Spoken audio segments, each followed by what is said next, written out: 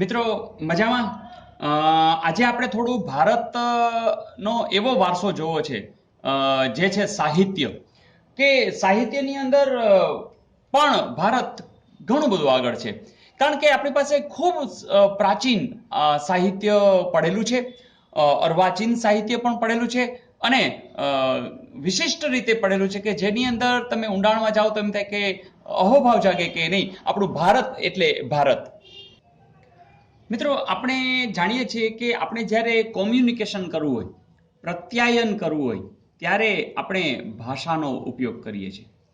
તો એકચ્યુઅલી આ ભાષા આવી ક્યાંથી? તો વર્ષો પહેલા માત્ર સંકેતો આધારિત પહેલા સમજતા હતા, પછી ચિત્રો, પછી હાવભાવ, પછી જુદા જુદા ધ્વનિઓ, એ ધ્વનિના આધારે પછી લિપિ, અને એમ કરતા કરતા કરતા ભાષાનું ઘડતર થતું ગયું. અને પછી ભાષાની અંદર વિચારો અભિવ્યક્ત કરવા માટે વધારે ઉપયોગથી શબ્દો મળ્યા, વાક્ય રચનાઓ મળી, અને એમ કરતા કરતા ભાષાનું એક ચોક્કસ સ્વરૂપ મળ્યું. અને પછી એના આધારે સર્જન થતું ગયું, અને એના આધારે સર્જનાત્મક આપણા આગળ સાહિત્ય મળ્યું. તો આ ભાષાના ઉદ્ભવની અંદર આ નાની નાની બાબતોને લીધે ક્રમશઃ વિકાસ થયો. મિત્રો આપણે માણસ હોવાને નાતે કાયમ આપણે કંઈક કોઈને વાત કરવી હોય છે, આપણી લાગણી પ્રગટ કરવી હોય છે, આપણા ભાવ પ્રગટ કરવા હોય છે, આપણા વિચારો ત્યાં સુધી પહોંચાડવા હોય છે. તો આ બધી ઉર્મિઓને રજૂ કરવા માટે આપણે ભાષા બહુ જરૂરી છે. અને એ આ બહુ પ્રાચીન કાળથી હાવભાવ દ્વારા ધીમે ધીમે સંકેતો, ધીમે ધીમે ચિત્રો, પછી ધ્વનિઓ દ્વારા જુદા જુદા અવાજો, પછી એમાંથી બોલી આવી અને લિપિ, એમ કરતા કરતા કરતા કરતા ભાષા જે છે એનો ઉદ્ભવ થયો. જ્યારે ભાષાનું સ્વરૂપ સરસ મજાનું થતું ગયું, ભાષાનું ઘડતર સરસ થવા માંડ્યું, ત્યારે આપણી જે અભિવ્યક્તિ છે એ વધુ સ્પષ્ટ થતી ગઈ. સાથે સાથે એક બીજો પણ ફાયદો થયો કે સર્જન થયું, સાહિત્યનું સર્જન થયું.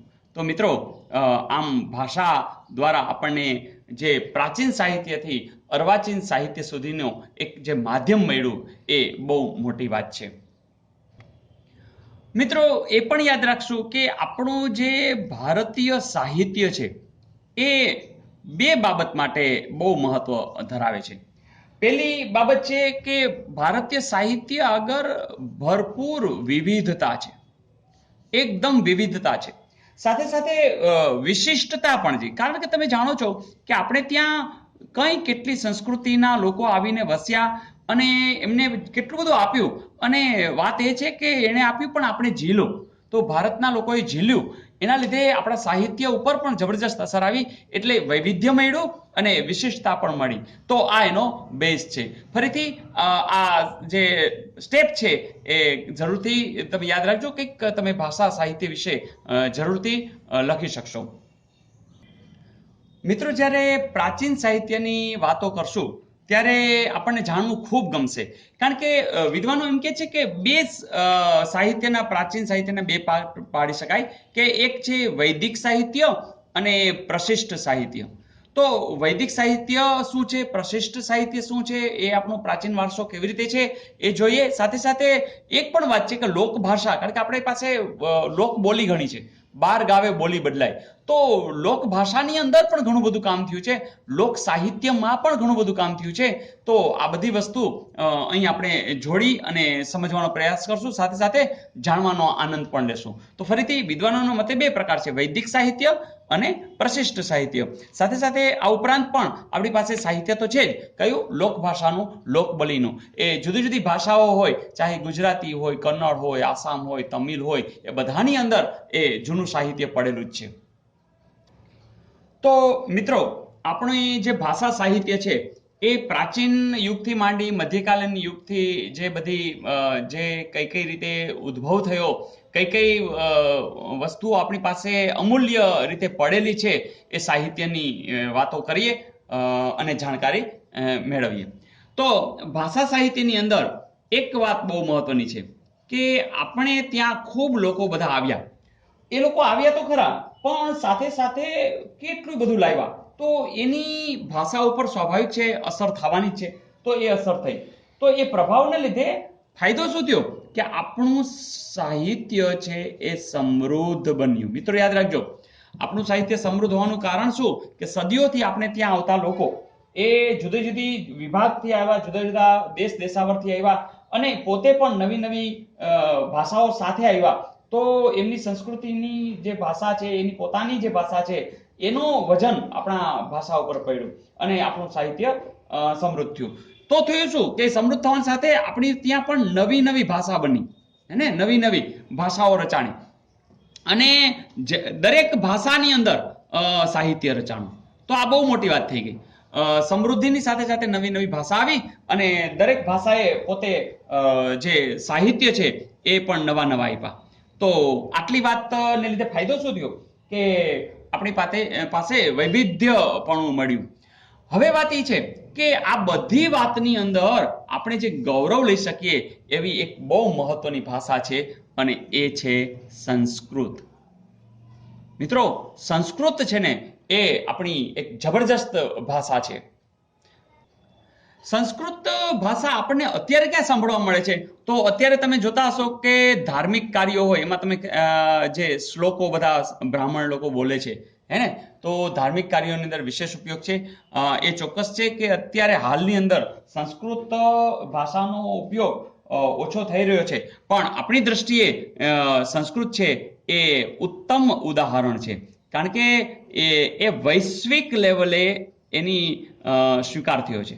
મિત્રો યાદ રાખજો, આ ભાષાનો વૈશ્વિક લેવલે સ્વીકાર થયો, કારણ કે એની જે રચના છે, સંરચના છે, એ ઇવન કમ્પ્યુટરમાં પણ, હા, તો આ બહુ મોટી વાત છે, કમ્પ્યુટરમાં પણ એ ઉપયોગી થયું છે. તો જે સંસ્કૃત ભાષા છે એ એકદમ ગૌરવની વાત છે. મિત્રો, સંસ્કૃત ભાષાને ઋષિઓની ભાષા પણ ગણવામાં આવે છે, આર્ય ભાષા પણ ગણવામાં આવે છે, વિદ્વાનોની ભાષા પણ ગણવામાં આવે છે. ત્યારે કેવું પૂછી લઈએ કે ઋષિઓની ભાષા કઈ? તો તમે જવાબ લખી શકો સંસ્કૃત. આર્ય ભાષા કઈ? તો પણ સંસ્કૃત.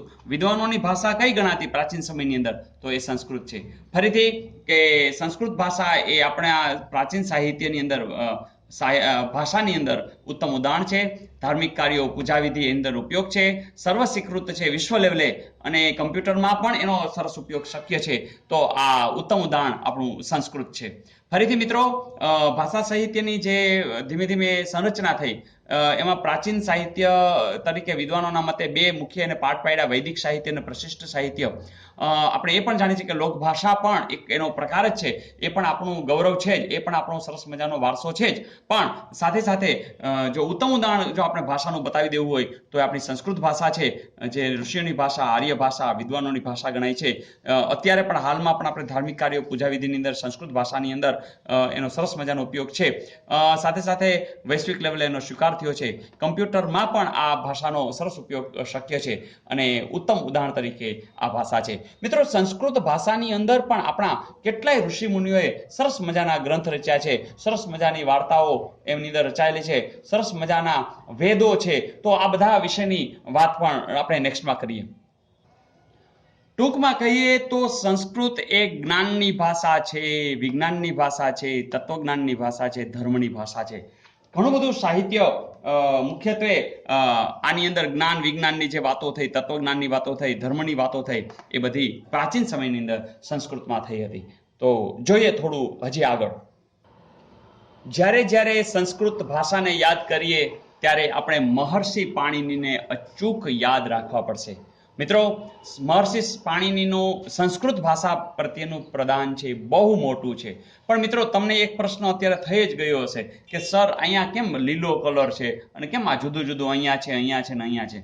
તો પહેલી વાત તો એ છે કે પાણીની જ્યારે હું લખું છું ને, એમાં આ પાણીમાં આમ આવશે કે આમ આવશે, એટલે કે આ દીર્ઘ છે એ ભલે રહ્યું કે આમ રસ્વ આવે.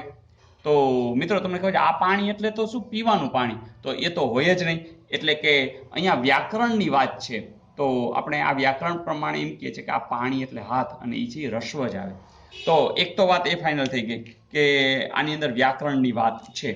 બીજી એક વાત પણ છે સાથે સાથે કે અહીંયા તમે ધ્યાનપૂર્વક જોશો ને તો તમને આઠડો દેખાતો હશે. તો એ વાત પણ સાચી છે. આઠડો એટલે અષ્ટ, એ પણ આપણે યાદ રાખશું. અને ત્રીજી વાત, અહીંયા ચોગડો દેખાય છે. તો એ ચોગડો પણ ક્યાંક લેવા દેવા છે.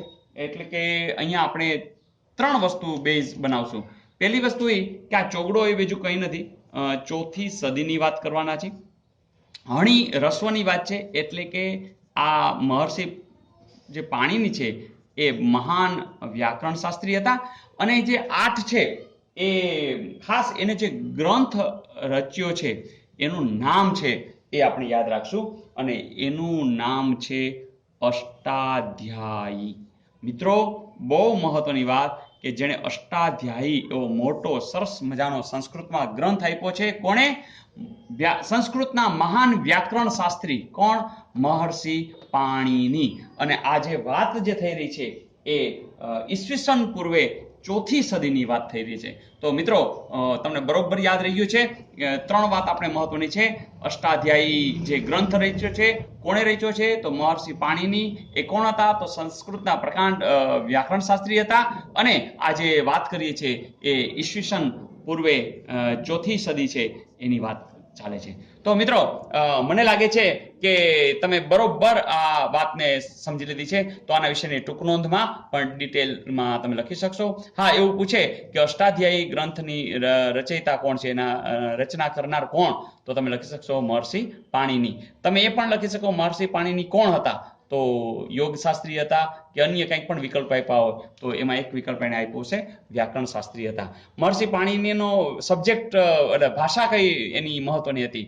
સંસ્કૃત હતી કે અંગ્રેજી હતી કે એવા તમને 4 વિકલ્પ આપ્યા હોય તો પણ તમે કહી શકો કે એ સંસ્કૃત હતી. તો કંઈ પણ પ્રશ્ન પૂછાય તો હવે તમને ખ્યાલ છે.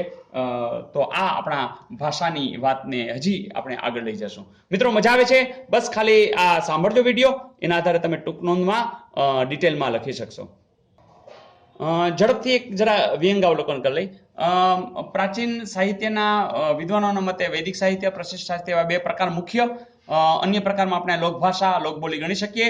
સંસ્કૃત છે એ આપણી ભાષાનું પ્રાચીન સાહિત્ય વારસાની અંદર બેસ્ટ ઉદાહરણ છે. ધાર્મિક કાર્યનો, પૂજા વિધિની અંદર એનો ઉપયોગ થાય છે. વૈશ્વિક લેવલે સ્વીકાર થયો છે, સર્વસ્વીકૃત છે. કમ્પ્યુટરની અંદર એમનો બહોળો ઉપયોગ છે. સંસ્કૃત ભાષાનું બીજું નામ ઋષિઓની ભાષા, આર્ય ભાષા, વિદ્વાનોની ભાષા કહેવાય છે. સંસ્કૃત ભાષાની અંદર જે બધા કામ થયા છે અગાઉના સમયની અંદર, પ્રાચીન સમયમાં જ્ઞાનનું કામ, વિજ્ઞાનનું કામ, તત્વજ્ઞાનનું, ધર્મનું, એની જ એક આ ભાષા તરીકે ઓળખાતી હતી. એની અંદર એક મહર્ષિ પાણીની નામના ઈસવીસન પૂર્વ ચોથી સદીની અંદર સંસ્કૃતના બહુ પ્રકાંડ વ્યાકરણ શાસ્ત્રી થઈ ગયેલા, જેણે અષ્ટાધ્યાયી એવો સુંદર મજાનો આપણને ગ્રંથ આપેલો હતો. મિત્રો, આટલી વાત તમને બરોબર યાદ રહી ગઈ છે. તો જોઈએ આના પછીનો નેક્સ્ટ.